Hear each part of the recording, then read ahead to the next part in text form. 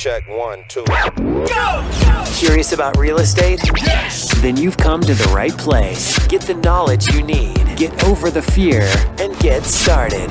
This is the Michael Quarles Real Estate Show with your host, Michael Quarles. Hello, everybody. Michael Quarles with Podcast 88. Man, this is exciting. I'm only 12 away from 100 podcasts. Never thought that would happen. Today, I'm going over the 5 daily questions that investors like yourself sent in. They sent them to support@bsffacademy.com. One more time, support@bsffacademy.com. So if you have a question, send it there, and we will get it on the podcast. Question number 1. I had a mailing go out last Thursday, and I have not received a single call. What am I doing wrong? Well, you may not be doing anything wrong. Maybe the mail hasn't hit. Now, this last week, we had a holiday, so we want to try to stay away from holidays. And the major holidays that we want to stay away from is Christmas, 4th of July, Mother's Day. Those ones where people tend to do something. They go someplace, they travel, like Thanksgiving would be a holiday I would stay away from. Super Bowl Sunday, stay away from that one. It's not a holiday unless you're a football fan. And the reason for it is the mail's going to get delivered, but everybody's concentrating on going to the store, having people over, cleaning the house, those kinds of things. They're just not thinking, and then they're not going to go back to the old mail. The new mail's going to arrive, and they're going to look at that mail. So try to stay away from that, but quite frankly, your mail may not have hit yet. And sometimes that happens to me. I mean, I'll mail out some mail, and I'll get a horrible response rate, and I'll think the post office didn't even mail the mail, but I can tell that they did because we can track everything except for the yellow letter. So just understand it happens, and you just got to keep plugging away and keep plugging away and keep plugging away. This is a numbers game, and some mailings you're going to get a huge response rate, and you'll wonder what you did right, and sometimes you won't get a huge response rate, and you'll wonder what you did wrong, and it's just an average. Again, just numbers. You know, if you want to know some numbers where I'm heading, now I'm an investor. I'm wanting to buy a bucket load of houses this year. And I set my goal too short. I only set it at 200 houses, and it's too short. It's too small. I want to do more. So what I'm doing is I'm creating a list of 660,000 people. And I'm going to start hitting that list, and I'm going to buy a bucket load of houses. So stay tuned and listen up. We're going to brag about it as much as we can on those daily deals so you guys can learn from us. And I think that's a good thing. Question number 2. I'm getting my vehicle wrapped with the I Buy Houses look. The company designed it is asking me about putting a logo in it. They say I need to in order to help them with the brand awareness, which I've never pushed before. Should I pay for a logo or just simply put the text on it that says I Buy Houses in red and yellow? Well, here's the deal.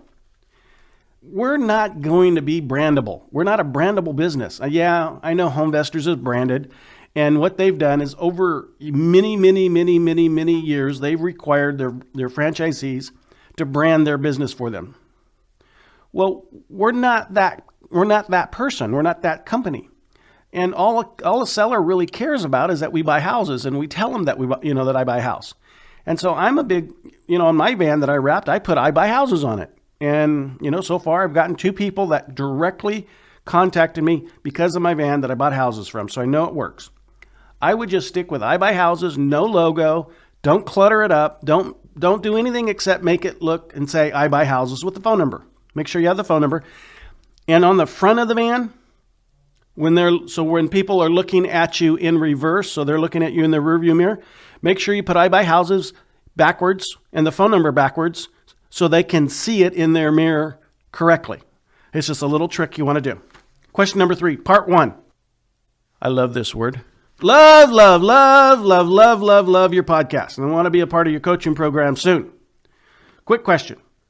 The word that I love was love, by the way. We noticed that the girls go through their scripts and they don't always get the mortgage payoff number. Lots of sellers get really weird about this conversation. Without that number, though, I'm wondering, how do you know if you're on the same ballpark as each other to make a deal? We can know what they want to walk away with, but if we don't know what the loan balance is, how do you justify the offer? Well, I think they're talking about the Alex side of the script, because on the Alex side of the script, they may or may not get the loan payoff. But by the time it gets to the Ryan side, and especially the Angel side, we're absolutely knowing the payoff because we have a serious seller and the serious sellers share that information. So before we go to contract, we're confirming all those numbers. We're having them send us bank statements and all that kind of good stuff. I mean, when the seller wants to participate and sell a house, they will absolutely follow the program and the guidelines of that program. And one of those guidelines is send us your payment statements. So we can see the arrearage, we can see if it's a PITI, we can see all kinds of things, because we're going to want to eventually negotiate that as a sub 2, even though on the Ryan side, they're going to negotiate it as a cash purchase. We're eventually on the Angel side of it going to start looking at seller financing, sub 2 financing on some of those cases. So yeah, you're right in the assumption. How do you know? We kind of know by the time we get to a contract because we're doing a longer dance with them. But great question. Thanks for listening to Buy, Sell, Fix, Flip. We'll be right back. Are you running out of leads? It's time you tried Yellow Letters at yellowletters.com. Get motivated seller leads through yellow letters, postcards, zip letters, typed professional letters, greeting cards, door hangers, and business cards. Yellow Letters is a full-service marketing company created with your success in mind. Get the personal attention you need to get your direct mail campaign started and get in touch at yellowletters.com. And we are back in 3, 2, 1. Question number 4, part 2. I was thinking of wording the question to the seller something like this.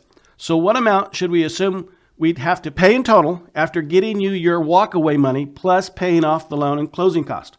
What do I think about that question? I guess you could say it. I would stick to the question that we use because we found the one that I use works. But if you feel like this works, try it, test it. If it doesn't work, test something else. And there's no magic in any of this stuff. You always look at this kind of stuff as I would getting into a relationship. And, you walk up, not being a guy, if I walked up to a girl and I was at a dance place and I walked up to her and I said, would you like to go dancing? She said, no. Well, she's not my prospect. I'd have to find a prospect that said yes. And as soon as I found someone that said yes, then we get on the dance floor and we go from there. So sellers are kind of the same way. If they don't want to participate at that first question, they're telling you I'm not ready yet. And that's okay. We're going to follow up with them at 15, 30, 60, and 90 on calls. We're going to send them 3 more pieces of mail. We're going to send them a bunch of emails over the next 90 or 59 days. And we're going to send them some text messages as well. So we're following up with the person who's not ready yet to communicate what they want. And I hear it out there every day. I hear my call center following up and getting the seller who didn't and wasn't ready to sell before saying, yeah, I'm now ready to sell because the follow-up system works. So I know it works perfect. But yeah, you got to test it for yourself and just, whatever works for you, works for you. And fall forward, soldier. Question number 5. There is a rental property going up for sale next door to me. I'm sure he's going to want top dollar. You know what? We always buy top dollar. Every house I bought, I have paid top dollar for it. It's my top dollar. So it's the definition of top dollar. I'd like to offer him close to asking, but I'll need seller financing. What's the one thing I can say to convince him it's a better deal to go with me? Well, first of all, we have to have the attitude that it is a better deal to go with you. And seller financing, quite frankly, for a seller who has a rental property, defers his tax liability tremendously. Because if you paid him all of his money, he's going to have to recalculate his tax and the depreciation he took. And he's going to have a little tax penalty because of all that kind of stuff because you're giving his money to him. Or unless he did a 1031 exchange. So by doing seller financing, he's only taxed on the amount of money he's receiving after his original investment in the property. So he always has his boot to consider first, and then after that, his tax. So for the seller, it's a great opportunity. And if you really think about it, you could also do a deferred or a contract for deed or performance contract with the seller where he retains title. You have a document that says as soon as you perform, which is make the last payment or make so many payments or whatever it is that is the performance, then he transfers title to you. Because if he's a landlord now, you can give him the best opportunity to be not a landlord, because now he's not going to be a landlord, which is really good because he no longer has to fix the plumbing and the sinks and the the roof and the air conditioners and all that kind of stuff. He's collecting that monthly payment. He used to call it rent. He can now call it a payment, a mortgage payment. And he doesn't have much risk because he hasn't transferred title on it. So it's an installment sale kind of thing. So if you set it up like that, I mean, it's a win-win for you. It's a win-win for him. Would it be something that I would want to do? No, I wouldn't want to get into an installment if that's as my first opportunity. But, if it's an opportunity and that's my last part of the opportunity, absolutely I'll enter into an installment agreement with someone. My first option is just straight seller financing. But if we have an installment sale, we have an installment sale, not a big deal. So yeah, hit him up with that, let him know. But before you get out that car, you have to know you're the guerrilla investor you are. So, and then just go buy a house. And congratulations on finding another one. I know who wrote that question. And so I'm just friggin' tickled for you. And until you guys, I appreciate you sending in the questions. I really love it. Sorry that we took off the week that Riley got married. It really was more stressful than you could imagine because I didn't know what to do all day long.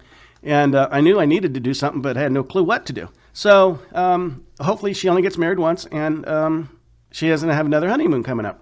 Until next time, but before we go, can I ask again? I hope I can, anyway. Here I go. So I'm just going to ask it anyway. I need more people going to iTunes and saying they like the podcast. And I'm only like at 37 stars or whatever. I need like 200 stars. And if you guys could do that for me, I think that would be outstanding. It would help other people because it would become more noticeable, that kind of thing, the way that iTunes works. I mean, I want to be up there in that top 5 kind of stuff. And I know we can get it. I know you guys like these things because you tell me that.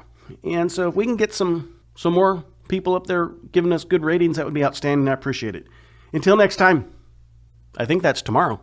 See you then. Bye-bye. Thanks for listening to the Michael Quarles Real Estate Show. Get more info and stay in touch at michaelquarles.com.